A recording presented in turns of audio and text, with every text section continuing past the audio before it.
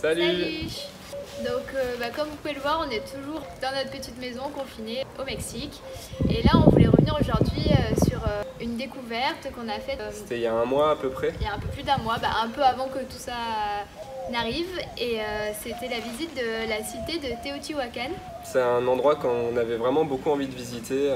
C'est un site archéologique qui compte parmi les plus grandes pyramides mésoaméricaines de l'Amérique précolombienne. Il y en a beaucoup ici, là, dans le Yucatan, Quintana Roo, mais celui-là il est proche de Mexico, il est dans la vallée de Mexico en fait. Et du coup, vu qu'on passait par là et qu'on comptait visiter la ville de Mexico, on s'est dit que c'était vraiment l'occasion et voilà. On s'est retrouvé à visiter 2 fois le site archéologique. Donc en fait, on devait le visiter avant d'aller visiter la ville de Mexico. On s'était levé très tôt le matin, on a passé une très bonne journée. Et quelques jours après, on part visiter Mexico et le soir en fait, où on arrive, Steve s'est fait braquer devant le van, à 10 mètres de van. Par un mec armé. Par un mec armé, on a perdu le téléphone, portefeuille, un petit peu tout. On va pas en parler dans cette vidéo. On fera une vidéo où on racontera ça plus tard, juste une petite vidéo de 5 minutes où je vous raconterai un peu comment ça s'est passé. Pour vous expliquer tout ça, mais là voilà, on veut un peu du positif, se concentrer sur la visite de Teotihuacan qui était vraiment très belle. Du coup, voilà, on n'a pas envie de parler de ça maintenant. Mais tout ça pour dire que une fois arrivé à Mexico et ce braquage, on savait plus trop aller, que faire. Et du coup on est retourné dans le camping où on était très très proche de la cité. Ouais, on s'était senti vachement sécurité là-bas, du coup sur le moment on avait vraiment la tête à l'air, on voulait juste poser, se sentir bien.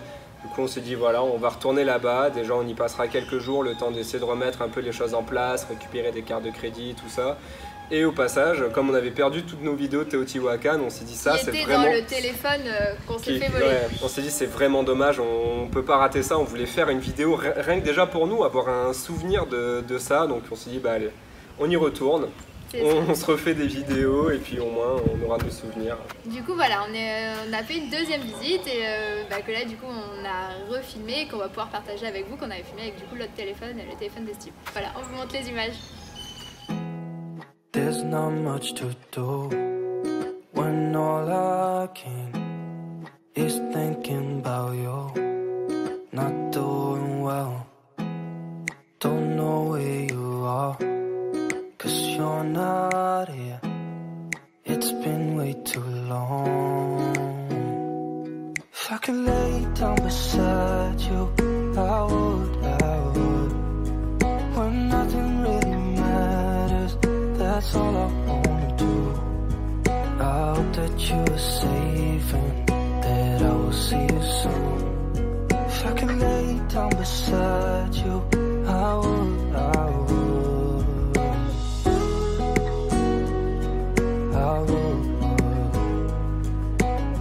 Ça y est, on vient de descendre de la pyramide du soleil, donc qui est juste derrière. Là on est dimanche, c'est le jour où tout le monde a le droit de circuler dans Mexico. Du coup ça crée, on sait pas si c'est ça, mais je pense que c'est ça, ça crée de la pollution, énormément de pollution, c'est tout brumeux. Donc je sais pas si vous la voyez très bien. Et la première fois qu'on était venu, on la voyait beaucoup mieux, mais bon. Du coup la pyramide du soleil, c'est la plus grande du site et c'était même la plus grande de son époque. Elle fait 75 mètres de haut et elle est très imposante, il y a 1 million de mètres cubes, on la voit quoi. Ouais, elle est gigantesque. Nothing really matters, that's all I wanna do. I hope that you are safe and that I will see you soon. If I can lay down beside you. Cette allée derrière moi s'appelle l'allée des morts. En fait, la raison c'est assez simple, c'est que les premiers archéologues, quand ils ont découvert les petites pyramides sur les côtés, ils ont découvert qu'il y avait des squelettes à l'intérieur. Et du coup, c'est pour ça qu'on a appelé cette allée l'allée des morts. Alors qu'en fait, ce sont juste des pyramides plus petites donc, que la pyramide du Soleil et la pyramide de la Lune, qui ont été construites pour des dieux secondaires. Et là-bas, tout au fond, c'est la pyramide de la Lune. When nothing really matters, that's all I wanna do. I hope that you are safe and that I will see you. Donc là, tout ça, c'est la place de la Lune, avec juste derrière la pyramide de la Lune, qui a été construite en fait ici vraiment dans une position centrale sur toute la vallée des morts et la place de la Lune, parce que c'est ici qu'il y avait toutes les grandes cérémonies. Et donc la pyramide de la Lune permettait de surplomber, d'avoir une vue d'ensemble à chaque fois sur les cérémonies qui pouvaient se passer dans la cité. When nothing really matters, that's all I wanna do. I hope that you're safe and that I will see you soon. Bon, ça y est, on vient d'arriver en haut de la pyramide de la Lune. C'est pas facile, hein. Ça grimpe énormément. Ouais, entre les deux là, la pyramide du Soleil et la pyramide de la Lune, ça monte pas mal quand même. De bon matin, c'est du sport. C'est des marches bien hautes en plus. Mais en tout cas, là, la vue qu'on a de la pyramide de la Lune, c'est magnifique. On a la vue sur toute la place de la Lune, la pyramide du Soleil là-bas, et toute l'allée des morts, on va vous montrer. C'est... Elle est derrière. Ici. Là-bas, voilà. C'est immense. Ouais, c'est gigantesque parce qu'après ça part encore plus loin, ça dépasse la pyramide du Soleil et là il y a plein d'habitations en fait. Et c'est avec gigantesque. les ruines vraiment des habitations, c'est ça, des personnes de la cité. Donc c'est impressionnant. C'est super beau d'ici.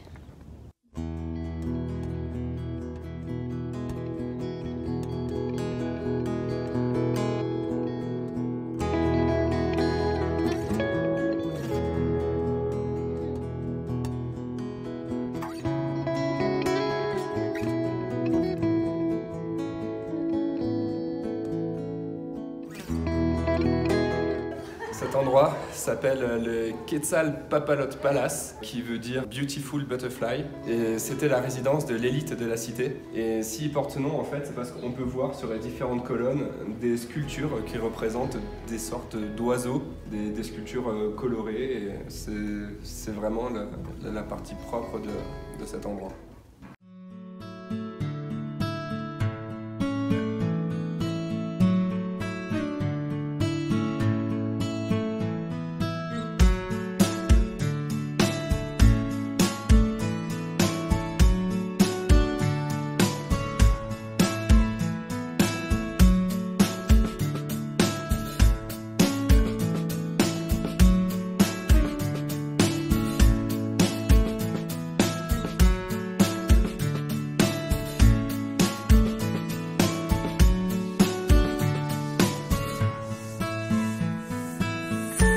Alors, tu nous fais visiter cette maison? Alors, bienvenue dans la maison des Teotihuacan. Ici, vous avez une grande pièce de vie. Ah, il y a l'évacuation et tout. Il y a l'évacuation, oui madame. Avec vue panoramique ouverte. Et une deuxième chambre convertissable en bureau. On vient de se faire, comment dire, pas alpaguer, mais interviewer par une école qu'on a croisée juste derrière. Ouais, ils étaient trop gentils. Ouais, super gentil. Le prof et un groupe d'élèves en fait qui visitent les pyramides. Et qui apprennent l'anglais en fait. Et du coup, il nous a demandé si ça nous dérangeait pas de rester un petit moment avec eux pour qu'ils puissent nous poser des questions en anglais, qu'on leur réponde et qu'ils pratiquent un petit peu la langue, quoi. Du coup, c'était assez marrant parce qu'on se disait, mince, j'espère qu'on parle quand même mieux anglais qu'eux.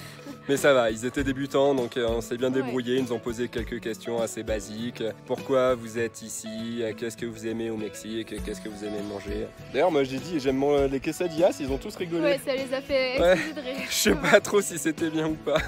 Et ils nous ont même offert des petits... Des candies locaux, des bonbons locaux. Ouais. On a dit qu'on n'avait jamais goûté, donc du coup, voilà, ils ont voulu nous faire goûter. C'est bon, hein. C'est très très bon. Ouais. Voilà, c'est plutôt marrant comme expérience.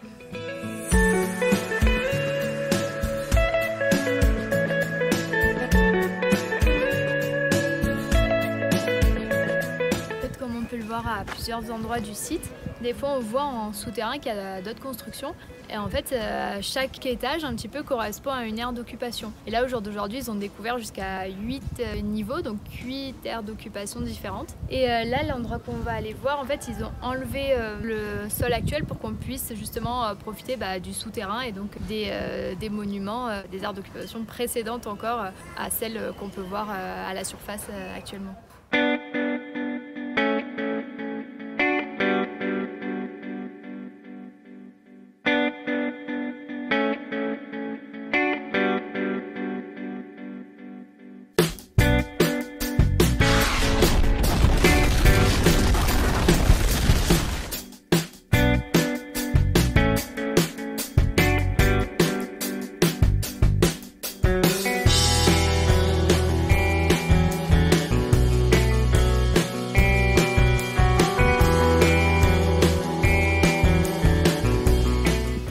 est dans la citadelle, tout au sud de la cité de Teotihuacan. Donc c'est une grande place avec, il y avait plein d'habitations aussi sur les côtés. Et notamment dans cette place, ils faisaient le marché. Sur la pyramide centrale, qu'on va vous montrer juste après, il y avait, on pense du moins qu'il y avait les bâtiments d'administration.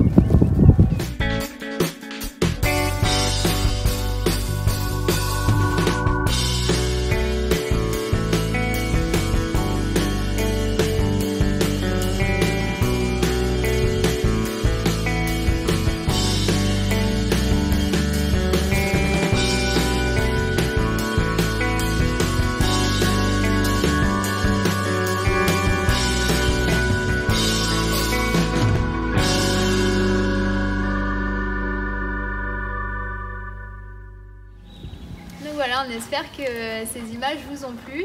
Franchement, nous on s'est vraiment régalé. Alors, il faut savoir, les 2 fois où on y est allé, on s'est levé très tôt, on s'est levé à 6h30 du matin pour pouvoir y être vraiment dès l'ouverture. Et pour pouvoir voir les montgolfières aussi, que vous avez vu en début de vidéo. Ouais, qui sont là pour le lever du soleil. Et du coup, normalement, l'ouverture c'est à 8h, mais dès 7h30, en gros, on peut commencer à rentrer. Et donc, c'est pour ça, il y a plein d'endroits où on était absolument seuls. Ouais, pour le coup, on sentait seul le monde et c'est génial parce qu'après, il y a beaucoup de monde qui arrive. À partir de midi, ça devient. C'est l'enfer. C'est blindé. Sur la pyramide, en fait, on dirait qu'il. Une grosse chenille, c'est un peuple immense qui fait les allers-retours, qui monte et qui descend la pyramide. Alors que tôt le matin, il y avait que nous. Tôt le matin, on était les premiers. La deuxième fois, là, on était les premiers arrivés sur la pyramide. Enfin, ça vaut vraiment le coup. Tout le site, c'est immense en fait. Et quand on est seul, on s'en rend encore plus compte. Nous, c'est le premier qu'on visite là au Mexique et ouais, on se sent vraiment petit quoi. Et c'est vraiment très beau et de voir comment ils ont pu fabriquer tout ça autant de temps en arrière, aussi bien fait. Enfin, voilà, c'est vraiment impressionnant et la visite vaut vraiment le coup. On espère que cette petite vidéo vous a plu, que ça vous a permis un peu de vous évader, de voyager au Mexique. N'hésitez pas à vous abonner si vous voulez suivre notre aventure et voir nos autres vidéos. On va essayer d'en faire le plus souvent possible, même là avec le confinement. On a encore plein d'idées, plein de projets, même plein de choses qu'on ne vous a pas encore partagées sur le début de notre voyage. Donc voilà, on se retrouve bientôt. Ciao, ciao.